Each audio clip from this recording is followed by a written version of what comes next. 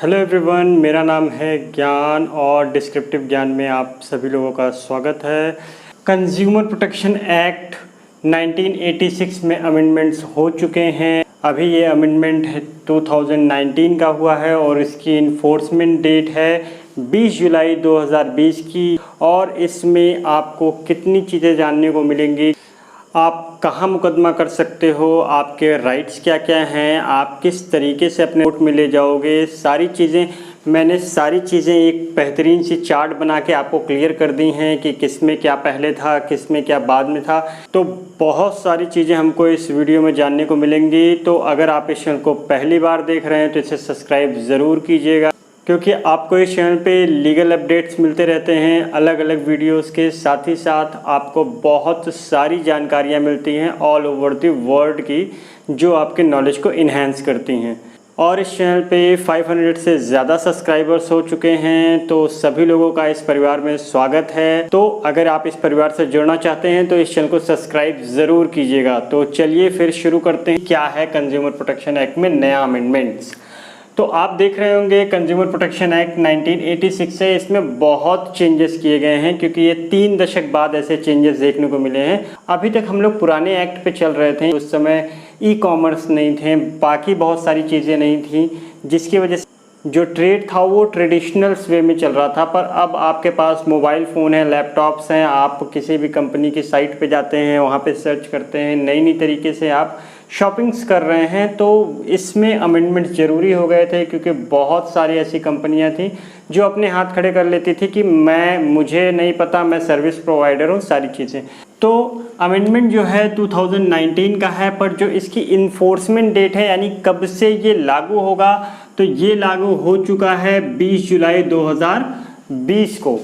अब यहाँ पे आप देख सकते हैं कि 20 जुलाई 2020 को लागू हो चुका है, यानी कि आपके पास अब राइट आ गया है जो इस अमेंड के साथ आपको मिलना था। देखिए, किसी भी कंज्यूमर प्रोटेक्शन एक्ट में 3 चीज़ें मेन होती हैं। पहला जो कंज्यूमर होगा, दूसरा जो बिजनेसमैन होगा और तीसरा जो सर्विस प्रोवाइडर होगा। पहली अगर हम बात करते हैं कंज्यूमर की, तो आप सभी लोगों को पता है जो सामान लेता है वो हो गया कंज्यूमर।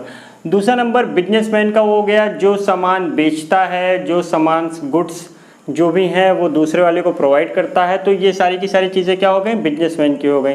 सर्विस प्रोवाइडर जैसे कि अमेज़ॉन हो गए, फ्लिपकार्ट हो गए, ये हमको सर्विस प्रोवाइड करते हैं, ये अपना सामान नहीं बेचते हैं, तो ये सर्विस प्रोवाइडर्स हैं। तो इन्हीं सबको देख के इसमें अमेंड करना बहुत ज़रूरी हो गया था। तो अब जो कि पहले डिस्ट्रिक्ट फोरम के नाम से जाना जाता था, अब उसका नाम चेंज होके हो गया है डिस्ट्रिक्ट कमीशन, यानी कि 2020 से अब इसका नाम हो जाएगा डिस्ट्रिक्ट कमीशन। तो इसी हिसाब से इसी लेवल पे क्या हो जाएगा, डिस्ट्रिक्ट कमीशन, स्टेट कमीशन और नेशनल कमीशन। अब देखिए, जो कंज्यूमर था पहले उसकी क्या कंडीशन थी, जो 1986 में था, और अब क्या कंडीशन होगी जब उसे क्या करना होता था, कोई भी केस फाइल करना होता था। तो उसके सामने प्रॉब्लम क्या आती थी कि जहाँ से उसने सामान खरीदा है, मान लीजिए मैं किसी शहर में घूमने गया और वहाँ से मैंने क्या किया, एक सामान खरीद लिया। अब वो सामान क्या हुआ, मैंने घर पे आया, कुछ दिन चलाया, ख़राब निकल गया। अब मुझे अगर उसके ऊपर केस करना है तो 2 कंडीशन होती थी कि सेलर का जो एड्रेस होता था उसके हिसाब से मुझे वहाँ पे क्या करना होता था, उसको सू करने के लिए उसके एड्रेस पे मुझे सू करना होता था। या फिर क्या होगा, अगर मुझे उसके ऊपर केस करना है तो कहाँ जाएंगे, जहाँ मैं काम करता हूँ उस जगह मैं कर सकता हूँ। तो यानी क्या है कि मैं जहाँ रहता हूँ वहाँ के हिसाब से नहीं, जहाँ मैं काम करता हूँ या फिर सेलर के एड्रेस पे ही मैं कर सकता था। अब इसको चेंज कर दिया गया है। अब यहाँ बोल दिया गया है कि कंज्यूमर जहाँ रहता है वहाँ या जहाँ वो काम करता है वहाँ वाद दायर कर सकता है। यानी यहाँ पे किसको राहत मिली है, कंज्यूमर को राहत मिली है कि अब उसको सेलर के एड्रेस पे केस करने की ज़रूरत नहीं है। अंतर अभी मैं आपको सारे दिखा दूंगा, बहुत अच्छे से आपको क्लियर होंगे। तो अब आते हैं कि इसमें नया क्या क्या है। तो आप देखिए, यहाँ पे मध्यस्थता की बात की जा रही है, मीडिएटर की बात की जा रही है, और हर कमीशन में एक मीडिएटर अवेलेबल रहेगा ही रहेगा, यानी कि तीनों लेवल पे यहाँ बात कर रहा है, डिस्ट्रिक्ट लेवल पे, स्टेट लेवल पे और नेशनल लेवल पे, यानी तीनों लेवल पे मीडिएशन की व्यवस्था की जाएगी कि दोनों लोगों में जो डिस्प्यूट है उस डिस्प्यूट को क्या किया जाए, ख़त्म किया जाए। तो उसके लिए यहाँ पे मीडिएटर की यहाँ व्यवस्था कर दी गई है। सेकेंड नंबर पे यहाँ पे एक नई चीज़ दी गई है CCPA, जिसको हम बोलते हैं सेंट्रल कंज्यूमर प्रोटेक्शन अथॉरिटी। अब ये करेगी क्या, ये प्रत्येक स्टेट में रहेगी और ये क्या करेगी, कंज्यूमर्स के राइट को प्रोटेक्ट करते हुए क्या क्या करेगी, कोई भी अनफेयर ट्रेड करता है या फिर मिसलीडिंग एक्ट करता है तो कंज्यूमर के राइट को सिक्योर करने के लिए वो क्या करेगी, इन्वेस्टिगेशन कर सकती है, इंक्वायरी कर सकती है और स्वमोटो से संज्ञान भी ले सकती है। यानी कि इसके पास खुद में इतनी पावर है कि वह खुद से ही संज्ञान लेके क्या कर सकती है, केस फाइल कर सकती है। और वो केस कहाँ कर सकती है, या तो डिस्ट्रिक्ट लेवल पे कर सकती है या फिर वो स्टेट लेवल पे ऐसा केस फॉरवर्ड कर देगी उसको और वहाँ पे उस केस के ऊपर सुनवाई की जा सकती है डिस्ट्रिक्ट लेवल पे या फिर स्टेट लेवल पे। तो अब हम आते हैं कि इसमें मेन क्या क्या चेंजेस हुए हैं, ये मैंने चार्ट बना दिया है। तो सबसे पहले आती है बात पैसे की, क्योंकि पैसा सबसे ज़्यादा इम्पोर्टेंट है हर जगह, चाहे कंज्यूमर हो कोई या फिर कोई सेलर हो। तो डिस्ट्रिक्ट लेवल पे, स्टेट लेवल पे और नेशनल लेवल पे, तो डिस्ट्रिक्ट लेवल पे पहले क्या प्रावधान था कि 20 लाख रुपए तक ही आप यहाँ पे क्या कर सकते थे, फाइल कर सकते थे केस, और 20 लाख रुपए से ज़्यादा होता तो आपको कहाँ चला जाना पड़ता, स्टेट लेवल पे, और आप 1 करोड़ तक वहाँ केस कर सकते थे।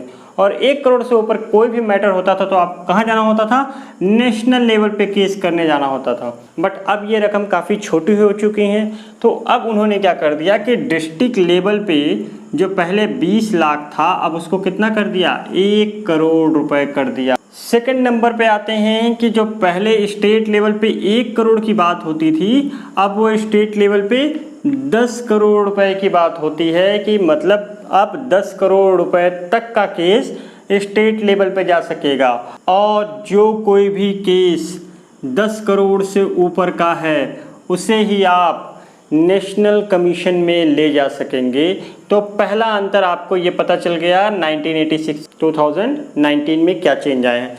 सेकंड नंबर पे आते हैं कि जो अधिकारिता है पैसे की वो चेंज हो जाती थी। उसके कुछ रूल्स थे, वो कैसे थे कि या तो वैल्यू ऑफ गुड्स, कितने रुपए का सामान है वो हो गया, या फिर क्या हुआ, सर्विस जो प्रोवाइडर है उसने क्या सर्विस प्रोवाइड की उसके आधार पे। साथ ही साथ क्या किया जाता था, कंपनसेशन ऐड कर दिया जाता था कि मुझे इतना कंपनसेशन चाहिए। ये सारी चीज़ें ऐड करके जब केस फाइल की जाती थी तो ये केस बहुत ही ज़्यादा ऊपर भाग जाता था। मीन्स मान लीजिए डिस्ट्रिक्ट लेवल पे है तो उसको क्या किया जाता था, 20 लाख का सेट हो रहा है तो उसमें 1 लाख और रुपए बढ़ा दिया गया। अब वो कहाँ चला गया, वो स्टेट लेवल का केस हो गया, क्योंकि ये अमाउंट कितना हो गया था, 21 लाख हो गया था। तो वैसे तो अधिकारिता तो बढ़ा दी गई है पैसे की, बट यहाँ पे क्या हुआ, यहाँ एक और चीज़ चेंज कर दी गई। अब वैल्यू ऑफ गुड्स या फिर जो भी सर्विस प्रोवाइड की जा रही है उसी के आधार पे आपका केस जाएगा, चाहे वो 1 करोड़ में आ जाता हो, चाहे वो 10 करोड़ में आ जाता हो या उससे ऊपर जाता हो, आप इन्हीं दो के आधार पे कर सकते हैं। अब आप कंपनसेशन उसमें ऐड नहीं कर पाएंगे। अब बात कर लेते हैं थर्ड नंबर की, क्या लायबिलिटी थी पहले। तो जो 1986 में लायबिलिटीज़ थी वो क्या थी, ओनली गुड्स पे थी। उन्हीं को लायबल ठहराया जाता था कि आपने गलत माल प्रोवाइड कर दी। वहाँ पे क्या होता था कि जो आपके सर्विस प्रोवाइडर थे उनको कोई भी तरीके से आप सू नहीं कर पाते थे। जैसे एक एग्जांपल लेते हैं कि आज हम फ्लिपकार्ट, अमेज़ॉन किसी से भी शॉपिंग करते हैं तो क्या होता है कि हम शॉपिंग तो करने गए, बट जैसे ही हमारे कोई ख़राब सामान निकल गया, हमने अगर फ़ोन किया तो उन्होंने रिप्लाई किया कि ये जो प्रोडक्ट आपका ख़राब निकला है आप उस कंपनी से जाइए, वहाँ रिप्लेस करवाइए, वहाँ पे आप सारी चीज़ें करवाइए, आपकी वारंटी उनसे है। हम क्या करते हैं, हम सिर्फ सर्विस प्रोवाइड करते हैं, यानी कि हम क्या हैं, बीच में बैठे हुए हैं, दुकानदार कोई और है, कस्टमर आप हैं, हम बीच में सिर्फ सर्विस प्रोवाइड कर रहे हैं, इसलिए हम इसमें लायबल नहीं होते। तो ये कह के क्या होती थी, कंपनियां बच जाती थी, अपने आप को बचा लेती थी, क्योंकि प्रोडक्ट से हमारा कोई लेना देना नहीं होता था, यही कह के कंपनियां अपने आप को बचा लेती थी। बट अब अमेंडमेंट में गुड्स और सर्विस प्रोवाइडर्स दोनों को ऐड कर लिया गया है, यानी कोई भी ई कॉमर्स कंपनी भी अब अपने आप को बचा नहीं पाएगी कि हम ओनली सर्विस प्रोवाइड करते हैं, इसलिए हमारे ऊपर कोई लायबिलिटी नहीं है कि आपका प्रोडक्ट ख़राब है। यानी अगर आपका प्रोडक्ट ख़राब है, हुआ है, डैमेज हुआ है किसी भी तरीके से, तो आप इनको ऊपर भी सू कर सकते हैं, क्योंकि अब ये भी दायरे में आ गई हैं। अब आपने समझ ही लिया होगा कि सर्विस प्रोवाइडर के लिए यहाँ पे क्यों अमेंडमेंट किए गए, क्योंकि बहुत सारे केसेस ऐसे थे जहाँ पे सर्विस प्रोवाइडर अपने आप को मना कर देते थे कि हम इसकी लायबिलिटी नहीं लेते। अब अपील की बात आती है कि अगर कोई बंदा अपील करना चाहता था तो क्या, तो अगर पहले कोई केस जो डिस्ट्रिक्ट फोरम में चलता था, उस डिस्ट्रिक्ट फोरम से वो केस क्या होता था, सामने वाली पार्टी हार जाती थी, तो अब उसको अपील करना है, ठीक है। तो वहाँ पे क्या होता था, 25,000 रुपये सीलिंग जमा करके वो क्या होता था, ऊपर वाली कोर्ट में जाके अपीयर हो जाता था और उसका केस चलता था। बट अब जो अमेंडमेंट हो गया है वहाँ पे क्या है कि जो भी अपोजिट पार्टी थी अगर वो हार जाती है तो उस कंडीशन में उसे 50% ऑफ द अमाउंट, यानी जो भी डिस्ट्रिक्ट कमीशन उसको ऊपर लगाएगा वो उसका क्या करेगी, 50% जमा करेगी। कहाँ पे, स्टेट कमीशन में, तभी वो अपील फाइल कर पाएगी, अदरवाइज नहीं कर पाएगी। चलिए इसका एक एग्जांपल ले लेते हैं। मान लीजिए डिस्ट्रिक्ट कमीशन ने कितना लगाया, 1 करोड़ रुपए की फाइन लगा दी भाई, उनको ऊपर 1 करोड़ रुपए की लायबिलिटी दे दी, किसको, जो अपोजिट पार्टी थी। अब इनको अपील करनी है स्टेट कमीशन में, तो इनको 50% मीन्स 50 लाख रुपए जमा करने होंगे स्टेट कमीशन में, तभी ये अपील कर पाएंगे, अदरवाइज ये अपील नहीं कर पाएंगे। चलिए अब एकदम लास्ट वाला देख लेते हैं। यहाँ समय की बात करता है, लिमिटेशन एक्ट की बात करता है। तो पहले आपका कंज्यूमर प्रोटेक्शन एक्ट में जो लिमिटेशन थी वो ओनली 30 डेज थी, बट अब इसे बढ़ा के 45 डेज कर दिया गया है। अब यहाँ पे जो पहले कंडीशन क्या थी कि अगर मान लीजिए आप थोड़े से लेट से जाते हैं, ये 30 दिन गया है फिर आप जाते हैं, ये 45 डेज बीत गए हैं फिर आप जाते हैं, वहाँ पे उस कंडीशन में ये था कि आपको पहुँचने में देर हो गई, वहाँ पे रीजनेबल कॉज बताते थे फोरम को, तो वहाँ पे फोरम आपकी बात मान लेती थी कि हो सकता है इस कारण से आप नहीं आए और आपका केस एक्सेप्ट कर लेती थी। तो अभी भी वही सेम प्रोविज़न है कि अगर आपके पास कोई रीजनेबल कॉज है, आप 45 डेज़ के बाद भी जाते हैं और रीज़नेबल कॉज बताते हैं कि आपको आने में इसलिए देर हुई है, तो उनको अगर आप सेटिस्फाइड कर ले जाते हैं तो भी आपका केस ले लिया जाएगा। आई थिंक आपको ये पूरा अच्छे से समझ में आ गया होगा तो अगर आपको ये वीडियो अच्छा लगा हो तो इसे लाइक कीजिए, शेयर कीजिए अपने दोस्तों के साथ और इस चैनल को सब्सक्राइब ज़रूर कीजिएगा। तो फिर मिलते हैं अगले वीडियो में।